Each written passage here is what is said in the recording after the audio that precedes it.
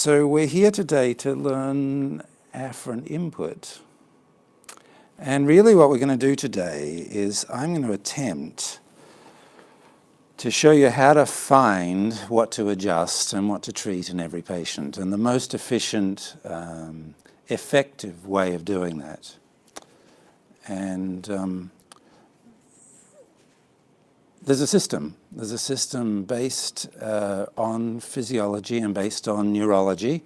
And as long as you understand the neurology well enough, you can work out the system. So what I'm going to do is give you a few principles that you can apply to every patient at every time. And you will have a system whereby you can work through those principles and basically solve every problem. And to me, that gives you, that's the key to the kingdom. That's what gives you the authority and the security and the confidence to really enjoy practice and to save on the guesswork and save on the faith and save on the, the way that we get through practice. And I know you've all been in practice different amounts of time. You go through stages of just graduating and being sort of a newbie, and then you get 3 to 10 years and you're an adolescent, and then you get after 10 years and then you start getting bored. And this sort of gives you a background that you can get stability in all of those phases. As a newbie, you'll know exactly what to do. And as an adolescent, well, no matter what you're doing in practice, you'll know exactly what to do. Let me just check what this camera's doing.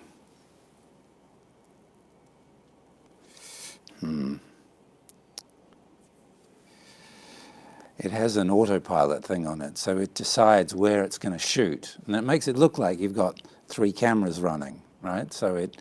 But occasionally you'll get random shots of the corner of the room, especially if I nudge it, so I've got to try not to nudge it. So we're going to try and give you a system whereby you can know exactly what to do to fix any problem, anytime, on anybody. And it's not about treating conditions. One of the, I think, the big mistakes with medicine and evidence-based medicine is it's all based about treatments for conditions. And you have to understand that conditions don't exist, right? Conditions are a state of adaptation of an individual, of a patient. You can't treat a low back pain. You can only treat a patient. And so a condition is a figment of our, it's a fiction, it's a creation that we've made up based on this set of symptoms. But when you've been in practice any length of time, you know that low back pain as a condition has thousands of variations, has thousands of, some people have it with headaches, without headaches, with, down the leg, in there, different positions and different combinations. So maybe there isn't one condition called low back pain, and maybe, certainly if there was, we can't study it. We can only study individuals who are exhibiting that set of signs and symptoms. And so treating conditions is a fiction, because if you want science to understand something, you have to actually be able to study it. And if it doesn't exist in reality, which low back pain isn't a thing, it's not like a glass or a table that you can touch, examine, take apart, put together. It's impossible to fully understand it because it's part of a reaction of an individual. And an individual is composed of millions of inputs and millions of outputs. So it's impossible to get hold of a condition and study it. And then we look at a treatment for a condition. So we're looking at a treatment which is a one-size-fits-all thing for a condition. And so we get into all of these unknowns and all of these probabilities. And probabilities don't help us when we're trying to help a patient. Probabilities. So if you had a technique that you knew was going to work with this patient based on your experience, say, or your understanding, but it worked in one in 100 people with this condition, would you still use it? If you were evidence-based, would you still use something that only worked one time in 100? Well, if I could guarantee it was going to work, of course I'd use it. I would. I would do anything to help that one individual, and I wouldn't be constrained by the fact that it wasn't going to work on the other 99 people. because that's silly. You know, I know it's going to work with this case. I've got to test it, of course. I've got to do it. And as long as there's no downsides to me doing it, I can do it and check whether it worked. And nobody's lost anything. Nobody's worse off.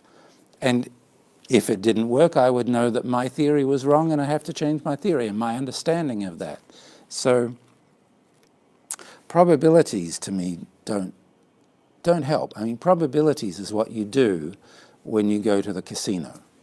When you have an outcome that doesn't really matter, then you can use probabilities. But when you've got an outcome that really does matter, you better not be guessing. You better not be saying 50% of the time this is going to work. You want it to work 100% of the time, and you want to rely on stuff that is working 100% of the time and does work 100% of the time. And people say, well, there's no such thing as truth. You know, you get into relativism and, you know, well, what's true? And, you know, but there is reality. And we know that there is reality. And if you want to know, and what science should be about is predictive value. Science should be about causation and predictive value. So you can work out what causes something, and you can work out, if I do this, then this is going to happen. Because it's all very well knowing what happened to a group of 100 people that you did a treatment on. But unless you can predict what's going to happen with the next patient that you're going to do that treatment on, how valuable is it? You know, again, you're working with probabilities and statistics, and, you know, and statistics are accurate, but they're not useful, certainly not to an individual in practice. So when that next patient walks into you, all of the statistical evidence that you have basically isn't useful to you. So what you need is another paradigm. What you need is another set of principles that are 100%, as close to 100% as you can get, useful to you. And there are certain things that are real, certain things that are true all of the time. So we can say that human beings have two legs, and that's a true statement. Now, even if we find a human being with one leg, we can still, that doesn't negate the truth of human beings have two legs, because that's an explainable exception. That's what I call an explainable exception, because you know they lost a leg, right? It doesn't negate the truth of human beings have two legs. And so if we stick to what we know is true, outside explainable exceptions, then we have a security for our practice, for our life, for our being, for our mental sanity. One of the problems with GPs leaving medical practice, they don't want to be GPs. They don't want, and I think most of the reason is because they know it doesn't work. They know that poisoning people doesn't create a better outcome for them. They can see it in front of them, and yet they have to toe the line and keep giving the poisons, because that's what society expects them to do, and that's what their science tells them works. But it's all based on probabilities. And it's not based back in reality, because the reality we know is that poisons don't help us be healthier. You can't poison somebody to health.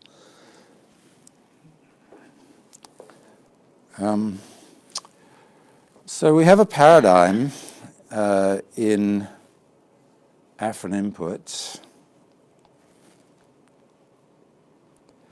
which is that all injury and illness is a result of the failure to withstand external forces.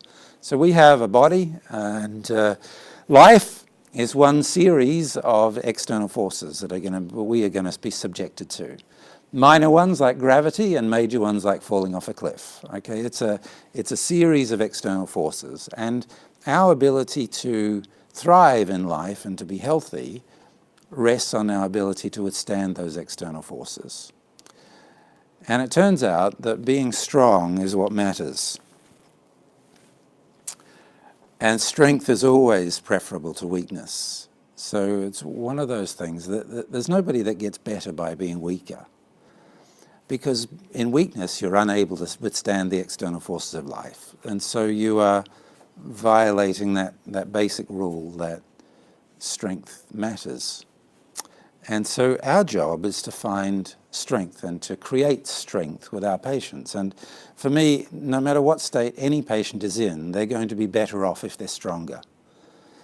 And so rather than treat an illness or treat a condition, my starting point with a patient is, where are you weak and how can we make that strong again? How can we restore you to normal strength? And we have to make a difference between a distinction between weakness and inhibition. So weakness is generally classified as a lack of strength, right? So and in normal ways of thinking, you have to cure that by exercise because exercise makes people stronger. But we have this whole separate condition called inhibition, which we really need to understand today. And it's the inhibition, which is the neurological state of not being able to fire a muscle to its normal potential. It's inhibition that's the normal problem, and it creates weakness, so it's a subset of weakness, but inhibition is far more common and is the thing that we're going to be dealing most with here. And in my view, and I'll try to explain it to you today, you have to be strong in order to become strong. You have to be strong in order to exercise. So you have to be free of inhibition, muscle inhibition, to be able to exercise. So we're going to try and understand muscle inhibition and how to get rid of that. So the real cause of all injury is the failure to resist an external force. And we call this robustness. So I want to create robustness. Now, it's much easier to create something than it is to remove something. So if you try to fix something, that's one way of looking at it. But if you, if somebody's not flexible, it's one thing to try and treat flexibility. It's another, well, no, if somebody's stiff, you can either try and remove the stiffness or you can try to create flexibility. And it's much better to be proactive in treatment than reactive. And so what you're trying to do is create robustness in every person. And creating robustness means building strength, building them back to normal or to their full potential, to try to take them back to the most potential that they had in their lifetime. Now, we have the most potential probably at birth, but we haven't developed that potential. So we need to make sure that potential develops to its full and then try not to destroy that potential. And we can only not destroy that potential if we have the information that we need to know how that happens. And so we're going to look at the ways that people destroy their potential by creating muscle weakness and muscle inhibition, and try to avoid those things, and if possible, restore them. Now, there are some things that can't be restored. The man with the one leg, we can't give him back another leg, but back his old leg, but we can make the most of what people have. And that's the best we're going to do today. So robustness is the ability to withstand all external forces, physical, mental, chemical, or even biological. So we're subjected to all sorts of forces. We're going to concentrate mainly on the physical forces today. In the next seminar, we can get into the chemical forces, and the mental and emotional I don't really deal too much with. I tend to find that when people are strong physically and chemically, their emotions tend to take care of themselves. Now, that's not always true. There are horrendous things that happen to people that they need extra work on, but it's not an area of specialty of mine, and I think there are good ways of handling that. And biological stresses are a difficult one as well, parasites and molds and virus and bacteria. And we're not going to go too much into treating those things, but again, the stronger we can make a person, the better able they are to cope with any external forces, even parasites and other nasties.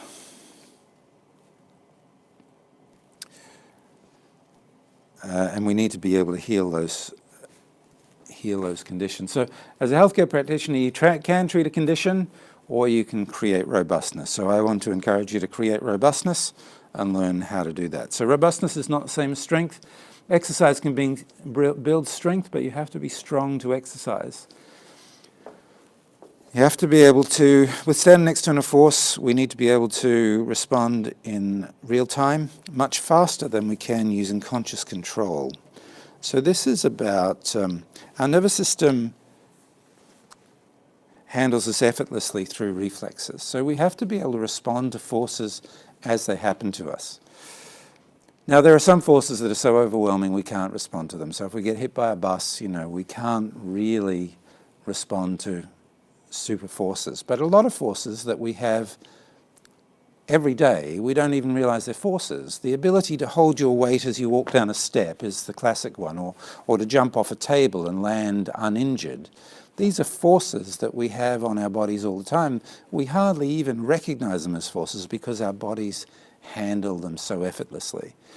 And the way we handle them effortlessly is through reflexes. And so one of the things we need to do today is really, really, really understand how these reflexes work and how they protect us from danger.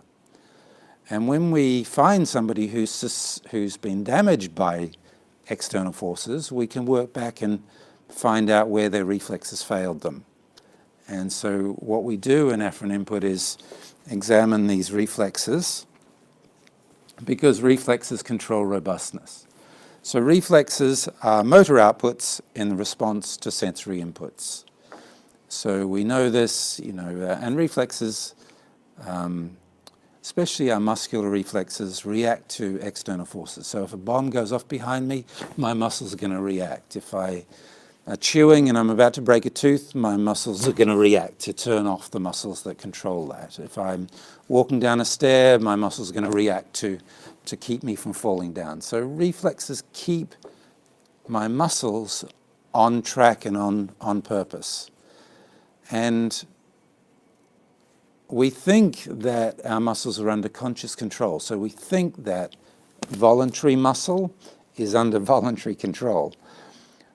But I don't know the exact percentage, but a huge percentage, like 95% of our muscle action, actually we never think about. You're not thinking about your neck and how it's holding your head up, or how your shoulders and the tension in your rhomboids, and you're not thinking about any of that stuff, and yet it's happening to you all the time.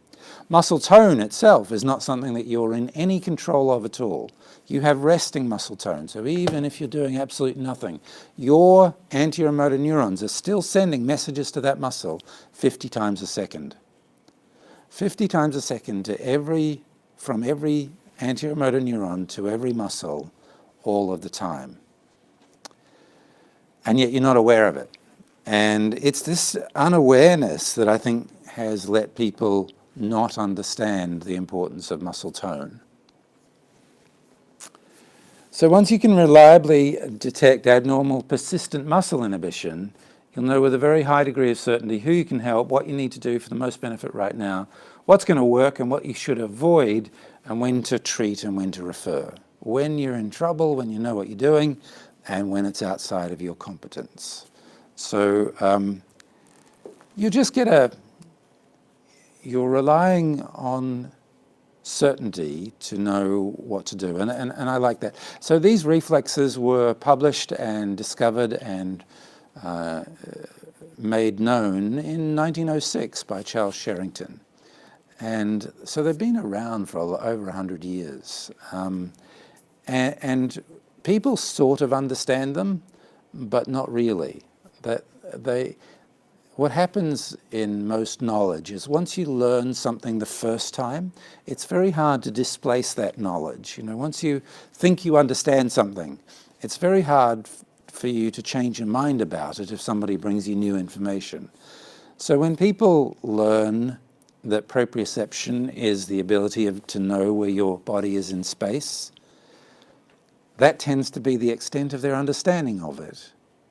And when I come along and tell them that actually the reason we have proprioception is to control your muscle tone, you can sort of get there, but it takes a while. We'll still try and measure proprioception by doing, how close can people get to the same movement. But actually proprioception and reflexes is about controlling muscle tone. And it has as much to do with you being able to walk down the stairs as it has with your ability to know what angle your arm is at. So it's really important that you understand these reflexes. And so we'll try and show you how strength matters and how to test it. Right, this is Stacey. You're having headaches every day, so if you'd like to lift that weight as best you can. Okay, and put it down, and put your head forward slightly, and now lift the weight as much as you can. Push up, up, up, up, and put it down. Put your head back and just lift it normally. Okay, lift up.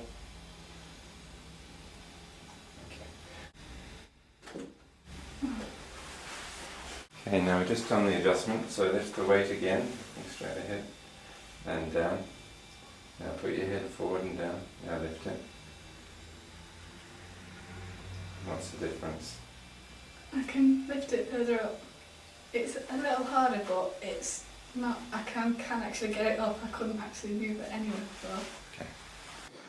Now, ironically, this was part of my presentation, but last week, Stacey came to see me, and it's 16 years since I took that video, and she came down from Retford, which is where I used to practice, and she went on to become a dancer and was working in the cruise ships, on the cruise ships, and she met her husband there, and she now has 2 children. So one of the first reflexes we're going to look at is the myotatic reflex. Now, you know the myotatic reflex as the knee-jerk reflex. And so that's one thing, but because you were taught it as knee-jerk, you might not fully understand its relevance. So as you can sit somebody down and do a knee-jerk reflex on them, but when is that reflex used in real life? So let's take the quadriceps. As you do that, what are we using that for in real life? And the answer is we're using that as our braking mechanism. It's our safety mechanism, and it applies the brakes. And how it does that is when you tap the tendon, what you're doing is suddenly stretching the muscle spindles. So as you suddenly stretch the muscle spindles, they react instantly to put tension into the muscle and to make the muscle contract. And so you stretch them and they contract. And now this happens as you walk downstairs or jump off a chair. As you relax, as you hit the ground and your quadriceps lengthens, it immediately reacts by tightening the muscle to stop you tumbling down the stairs. And this safety braking mechanism is operating throughout every muscle in your body all of the time. Even though we only test a couple of reflexes, it exists to control our muscle tone in every muscle in our body, every voluntary muscle that we have. And so it is a vital part of our injury prevention mechanism. And so it's really important that we understand it, and it's really important that we can test it properly. So the myotatic reflex is absolutely key to understand robustness, since its job is to protect our ligaments and joints from damage, control our movement, and allow us to respond to external forces. So anytime there's an external force, it's our myotatic reflex that has to respond to it. So if you throw me something and I catch it, I can do this with my eyes closed. So if I was catching a tennis ball or a bowling ball, even with my eyes closed, my myotatic reflex would recognize how much weight had hit me and then responds absolutely appropriately to the incoming force. So it doesn't drop it and it doesn't throw it back up in the air and over-respond. So the myotatic reflex is a reflex that is monosynaptic in nature primarily. So it's a reflex that comes from the muscle into the spinal cord and back to the muscle. And then it feeds all sorts of other things. Okay, so only after then does it feed the brain. So you can respond to the bowling ball and then your brain says, well, that's a bowling ball. But it responds instantly on a local monosynaptic reflex. And it has to do that because it's the only way it can be fast enough to respond to incoming forces. So your myotatic reflex has to go from 50 times a second, 50 outputs a second at your anterior motor neuron, to 500 times a second if you just jumped off the table. So as you hit the ground, the myotatic reflex now ramps up from 50 to 500 times a second. So 500 is 500 times a second is the maximum output for maximum contraction of an anterior motor neuron. And it does that like this. So this is too small for you to see, but I'll try to explain it. And this to me was a total revelation to how I thought about chiropractic and how I thought about what I was doing. So this is the key to the kingdom. You have to understand this chart. And this chart is basically a muscle sitting at rest. This chart is a muscle sitting at rest here. And so the muscle's not doing anything. And the first line is the amount of tension on the muscle, there's not much. The amount of tension on the muscle is not much. But this line here, this is the output from the muscle spindles. So this is the output from the muscle spindles. And you can see that there's an output that's fairly regular because the muscle's at rest. The output is from the muscle spindles here. And there is also an output from the anterior motor neuron, which is the bottom line here. And they sort of correspond. So the output from the motor neuron, which I told you is 50 times per second, corresponds to the input from the motor neuron, from the muscle spindle cell. So the muscle spindle cell is here. It's not producing 50 times a second, but it's producing a regular output from a spindle cell. And so then you apply a tension to the muscle, which could be, in this case it's a weight, but it could be a tap to the tendon. And it could be jumping off a chair. And so suddenly the amount of muscle spindle tension has increased. This is the length of the muscle. And suddenly there's a ramp up in the output from the spindle. So the spindle is the first thing to react because the spindle is now stretched. And the spindle reacts, and a split second later, the motor neuron reacts and ramps up its output. So the response of the motor neuron is in direct response to the input from the spindle. And this is the really important part. Because we think that our muscles are controlled by our brain and by a descending output from our brain. Our brain are controlling our muscles. But the reality is that our muscles are controlling our nervous system. So our muscles are providing the input, which creates the output from the motor neuron. But that input then also goes to supply other muscles and then eventually our brain. So we think of this brain as this thing that's controlling our body, but where do all of those inputs, where do all of the messages that are buzzing around those 86 billion neurons, where do they start from? Where does our brain get its information? Where does it get all of those messages? And it turns out it gets them mostly from our muscle spindles. Now, it doesn't get them from every sort of sensory input because other sensory inputs like your skin receptors, they're not firing all of the time. They're at rest a lot of the time. They fire when they're stimulated. But muscle spindles do. Muscle spindles are always active. And they're producing this resting muscle tone.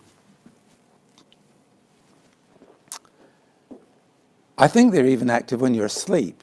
Although, of course, the response to them isn't there when you're asleep. So when you're asleep, somebody can pick up your arm and it doesn't respond. But I think that's a control mechanism that's happening in the brain. But I think your muscle spindles are still active when you sleep. I've never read that. I'm presuming that. So when you stretch a muscle, it reacts immediately. Only after your muscle has reacted does the message get to your brain and you can become aware of what's happened to it. And this is how we can do things without thinking. This is how we can run and walk up and down stairs, and we don't have to worry about the function of our body.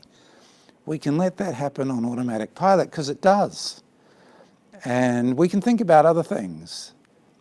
When I was back in Australia, I used to go training on the bike, as Chris does, go out training, and in the pitch black, in the dark early mornings, 5:30 in the morning, and you'd be in a bunch of 20 or 30 riders, and we would go across this bridge in this town that we're at, go across a bridge, pitch black, lights everywhere, like everybody's got their lights on, but they don't show very much.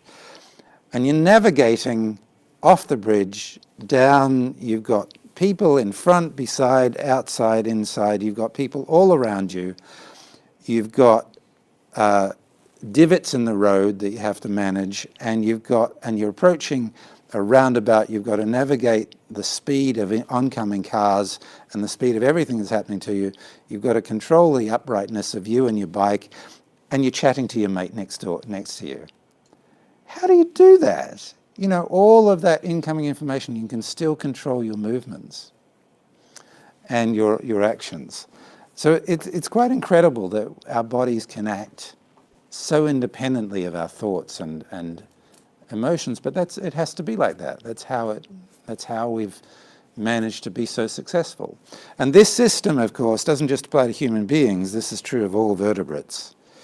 And so when you have muscle tone, every muscle in your body has resting muscle tone all the time, except when you're asleep.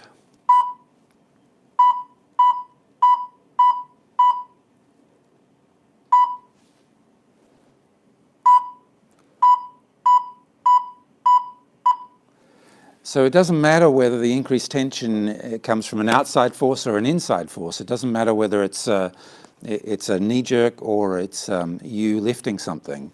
Anytime there's an increase in tension in the muscle, your muscle spindles are providing that information in the form of increased input, which then gives you an increased output from the motor neurons. So the myotatic reflex instantaneously controls and adjusts muscle tone for every muscle all the time we're awake.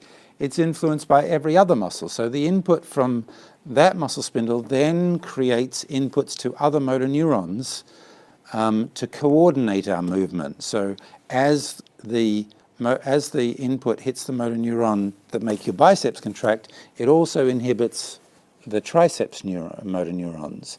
And it stabilizes your shoulder motor neurons, and it stabilizes your forearm, and all of it works together in an ingenious way. And a lot of your white matter in your spinal cord is propriospinal tracts. And the propriospinal tracts are taking these messages to coordinate your movements as a unit, even without brain control. Because you can imagine that if your brain had to control every action that you did, there'd be no capacity left for anything else. So as much as possible, movement reactions are controlled subconsciously. And of course we have a conscious input to that, but not a great deal. Every muscle controlling nerve, so every motor neuron is controlled by 10,000 other nerves. So you have, each motor neuron has 10,000 inputs to it. Each input can contribute only half to 1 millivolt. And it's not till you get a differential up to 70 millivolts that the nerve will fire, and it's got to do that 50 times a second. So it's a very complex control mechanism of every motor neuron in the body. Movement-wise, we're a closed system, so no muscle contraction can occur in isolation. So the only time you can take muscle contraction out of the picture is to support it, to support that part of the body. So I don't need my leg muscles to work if I'm sitting down. I can control everything here, and my leg muscles can be inactive. But if I'm up here and I'm moving around, then my leg muscles have to counterbalance the forces that are being created to them. So even if I do like a little trap, if I say, which muscles am I using to lift up this weight, what would you say? And you'd probably say biceps, but the answer is all of them. Like all of your muscles are active all of the time. But another little trick, if I say, which muscles am I using to put that down, to put the weight down, what would you say? Yeah, you don't get into the trap of saying that's triceps, because it's not. It's eccentric biceps, okay? So you've got to watch out for the traps. This is a motor neuron. And this is trying to show the 10,000 different inputs that create the one output. So a motor neuron firing 50 times a second down to the muscle, and it's got 10,000 influences to it Those are mainly its own muscle spindles and other muscle spindles, plus descending inputs, and other inputs as well, which we'll get to, which is the skin reactions, pulling away.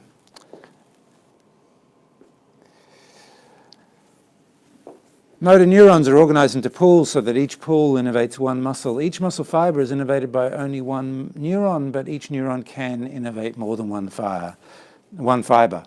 Motor neurons work through summation that can be either temporal or spatial summation. Each input can provide only half to 1 millivolt, and it needs 70 millivolts to fire, more or less. Now, some of these inputs are facilitatory and others are inhibitory. Some of them say go and others say stop. And it's the combination of those that eventually adds up to 70 millivolts and the thing fires. Many of the 10,000 inputs come from other muscles and other muscle spindles, and many come from other proprioceptors. Now, lots of research. Just a little bit here. You'll get all this too, and I've got all of the references that I'll give you later. Now, this was, I know you can't read it, but this was a study that came out in 2008. This is, to me, a landmark study. And what they did was take 18,000 men, and they measured all sorts of things on those men. And they measured strength. One of the things they measured was strength. And they did it by measuring the men's bench press and to measure their leg press. So they were measuring how, and they did a 1 rep maximum. That is, how much can this person lift? And they followed those men for 20 years, 18.9 years. And they saw who died in that time. And it turns out, the stronger you are, the longer you live. And this is what they looked at was death from all causes, including cancer. And the stronger you are, the less disease you suffered, and the longer you lived. So this first graph is all-cause mortality, and this is the weakest third here. So they divided the men into groups of 3 called tertiles. So 30%, like 33, 33, 33. And I don't know why they did that. They worked it out based on the men's muscle mass. So they did a calculation for each man about how much muscle they had. Then they took their strength according to the bench press and the leg press, and they figured out their strength according to their mass, their muscle mass. And so you can see that for all-cause mortality in men under 60 years old, you had this number of men die, and for the middle third and strongest third, about the same. Surprisingly, about the same. And this to me says, if you can be normal or strong, but you definitely don't want to be weak, right? You do not want to be in the weakest third. This is men over 60 years old, all-cause mortality, weakest third, middle third, strongest third.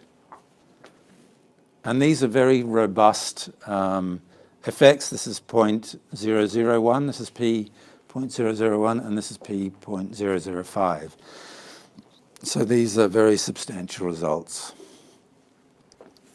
This is cancer mortality, and you see a similar effect. This is under 60s, weakest third, middle third, strongest third. So being strong is a good remedy for cancer as well, or preventative for cancer. And this is over 60 years old. You've got weakest third, middle third, strongest third.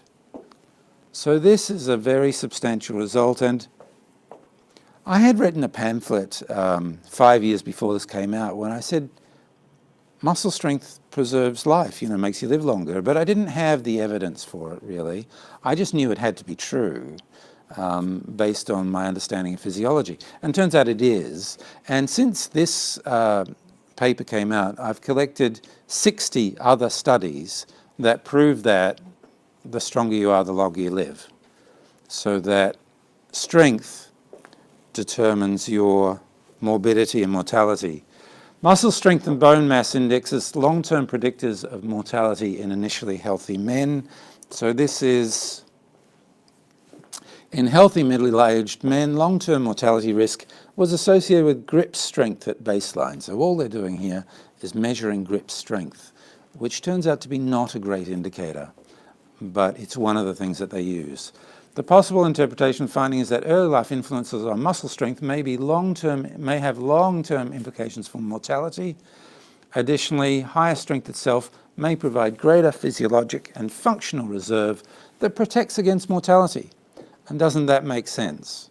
And if you look at people who are not, as we would say, well, you go into a nursing home and you see people in nursing homes, and their basic characteristic is they're not very mobile, but the reason they're not mobile is because they're not strong. They've lost their strength. And it turns out you can use all sorts of functional tests, like walking speed is a good test for longevity, but it's a test of strength. Walking speed is a test for strength. The stand and walk tests, getting up out of a chair, and how long does it take you to walk 3 meters, stand up and walk 3 meters. Global muscle strength, but not grip strength, predicts mortality and length of stay in a general population in a surgical intensive care unit. So how strong you are determines how quickly you get out of intensive care. And the weaker you are, the longer you're going to be ill for if you're unlucky enough to end up in intensive care. In contrast to hand grip strength, manual muscle testing reliably predicted in-hospital mortality, duration of mechanical ventilation, and length of stay in a surgical intensive care unit.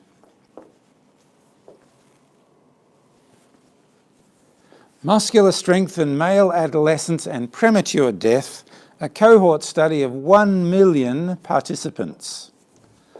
Stronger adolescents had 20 to 30% lower risk of death from suicide and were 15 to 65% less likely to have any psychiatric diagnosis, such as schizophrenia and mood disorders. Adolescents in the lowest tenth of muscular strength showed by far the highest risk of mortality for different causes. All-cause mortality rates range between 122 and 85 for the weakest and strongest adolescents, 40% higher. Corresponding figures were 9.5 and 5.6 for mortality due to cardiovascular diseases and 24 to 16 for mortality due to suicide. Low muscular strength in adolescents is an emerging risk factor for major causes of death in young adulthood, such as suicide and cardiovascular diseases. The effect size observed for all-cause mortality was equivalent to that for established risk factors such as elevated body mass index or blood pressure. So, adolescents not strong. Now, of course, everybody's going to say, well, we need to get them exercising more. But as we're going to show you, you can only exercise if you're strong enough to do it. If you're not strong enough and you go and exercise, you can't. You can't keep exercising if you're not innately strong. Because exercise A hurts you, B doesn't do you any good, and C you give up, and D you hate it. Like, you can't exercise if you're not strong. Now, if you are strong, exercise does you enormous benefits. And you can, for an adolescent, I remember, in my adolescence, the harder I stressed my body, the better it became. But if you're not in a good state, if you're not strong, you can't do that. And so everybody looks at the exceptional strength and they say, look at this person, how strong they are. And that's because of all this training they did. Well, yes, it is partly. But they don't see the 100 other people that were doing the same training but never got to that degree of performance because they had to give up training, because they couldn't keep going, because it didn't suit them. And so building this innate strength is normal strength is what we're about here. So I encourage people to go and exercise and get to the gym after they've got a good body, after I've given them a body that can do that, but not before. The relationships between muscle strength, biomechanical, functional movements, and health-related quality of life in non-elite, older adults aging. I don't know what that means. To investigate the association between biomechanical strength, biomechanical functional movements during everyday tasks, and health-related quality of life in older adults. Spearman's correlation coefficient showed a significant correlation between isometric strength and functional movements. Muscular strength was significantly correlated with SF36 scores, including physical function, bodily pain, vitality, social functioning, and role emotional scores. Knee flexion movement was correlated with role physical, vitality, social functioning, emotional, mental health, and mental component scores. SF36, very difficult to use because there's so many parameters to it and such a small variation in the measurement scale, but one of the most popular measures of quality of life. Loss of muscle strength is associated with poorer functional ability, and both are associated with reduced health-related quality of life. The reduction of quality of life is considerable in the physical functioning domain. Cause and effect was not established, but studies need to be undertaken to evaluate the benefits of strength training, functional activities training, and increased participation in life. Stronger equals healthier. So what's the difference between strength and robustness? Can you be strong but not robust? Yes, you can. Can you be robust but not strong? Not so much. If you're robust, you're strong. You can be stronger, but you're still strong. So modern medicine doesn't typically test robustness. More people are. More people are doing functional screening, and coaches are doing physical assessment tests. But really, to survive in life, you have to have a certain basic level of physical fitness. So you can't test the performance of a racing car by measuring the oil pressure or while it's idling, or even looking at the oil under a microscope. You can't test how fast something goes without actually going out and testing it. You have to take it out and push it and stress it and find its limits. So what we're going to do with people is stress them and find their limits. If you're not testing robustness, you're not measuring it, and you might not be improving it. Robustness just means testing every muscle's ability to withstand an external force under all reasonable and physiologic conditions. So trying to test it. We could theoretically get people able to withstand a blow on the forehead with a hammer, but it's probably easier to take the hammer away, and it's probably, so we don't need to do that, but we do need to test them under normal physiologic reactions. So do you measure your patient's ability to throw a ball? How far can you throw? Because that's a fairly good measure of strength and power, and also the ability to protect your shoulder at the end of a range of motion, because it's the myotatic reflex that keeps your arm attached to your shoulder at the end of throwing a ball. Can they jump from a height? Do you see how high, what height a patient can jump? Because the ability to survive a jump is a fairly good indicator of strength.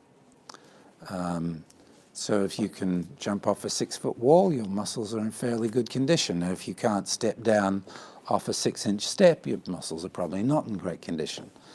How long does it take you to run 400 meters, do a deadlift or a push-up or jump? So blood tests and x-rays can tell you nothing about the ability to perform normal daily activities without injury. Why are we just waiting for people to get injured instead of preventing that for them?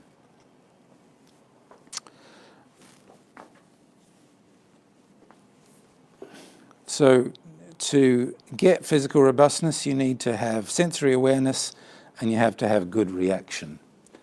So reflex is a motor response to a sensory output. Robustness is different to fitness. I've been through this. Fitness, power, and strength are measures of conscious muscle activity, but most injuries don't occur when you're thinking about what you're doing. Most injuries are occurring when you don't think about it. And wouldn't that be true? When you can do deadlifts you can lift weights in the gym all day, but your back will go when you bend down to pick up the pencil. Your back will go when you're not thinking about it. So you need to have muscles acting unconsciously all the time. The myotatic reflex is designed to be inhibited. Muscles need to be inhibited for us to move properly. So you can have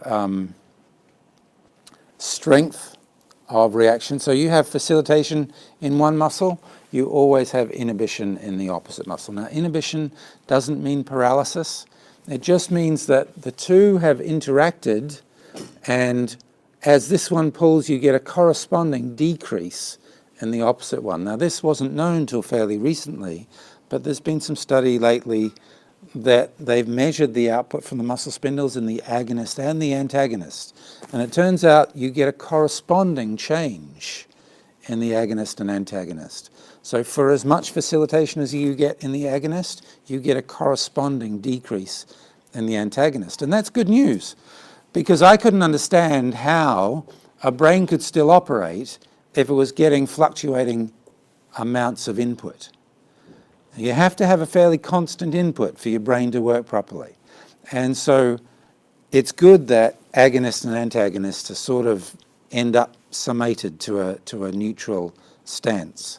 And this is how your brain can function properly and doesn't have to deal with alternating current, right? So whenever our biceps is active, our triceps is inhibited. Inhibited is weak. What is in that it's shut down a little, but it's not completely off or paralyzed. Outside joints would dislocate. Whenever we move, some muscles are inhibited, but they can easily switch back on again. They're constantly switching from inhibition to facilitation and back again. And an inhibited muscle doesn't feel any different to a facilitated one. So an inhibited muscle is totally silent. When we activate biceps, we don't know that our triceps is inhibited, and yet it is. So the myotatic reflex can be overridden.